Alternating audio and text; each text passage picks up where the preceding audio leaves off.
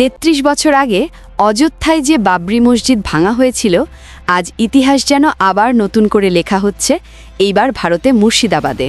ধর্মপ্রাণ মুসল্লিদের হৃদয়ের আবেগ, অশ্রু, ভালোবাসা আর আত্মত্যাগ মিলিয়ে গড়ে উঠছে নতুন বাবরি মসজিদ। ৬ ডিসেম্বর ভিত্তিপ্রস্তর স্থাপনের দিনে মানুষ নিজের কাঁধে ইট তুলে নিয়েছিল, শুধু মসজিদ নয়, নিজেদের ইতিহাস বহন করার জন্য। সেদিন বসানো হয়েছিল ১১টি দানবাক্স, আর সেখানেই ঘটে গেল অবিশ্বাস্য ঘটনা।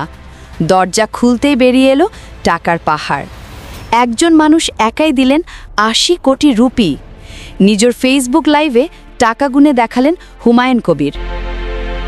এই দৃশ্য ছড়িয়ে পড়ে পুরো ভারত জুড়ে।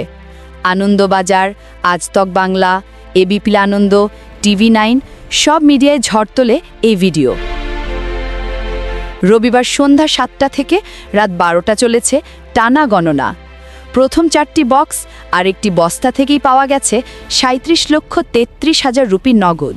অনলাইন অনুদান এসেছে ৯৩ লক্ষ রুপি। বাকি বক্সগুলো এখনও খোলা হয়নি। এই অর্থ গণনায় অংশ নিয়েছেন ৩০ জনের একটি বিশেষ টিম। স্বচ্ছতার জন্য বসানো হয়েছে সিসি ক্যামেরা। বিদেশ থেকেও আসছে অনুদান। এই মসজিদ নির্মাণে খরচ হতে পারে প্রায় ৩০০ কোটি রুপি। কিন্তু এই ধর্মীয় আবেগের মধ্যেই উত্তার রাজনীতি। একদিকে বাবরি মসজিদ, অন্যদিকে রাম মন্দির।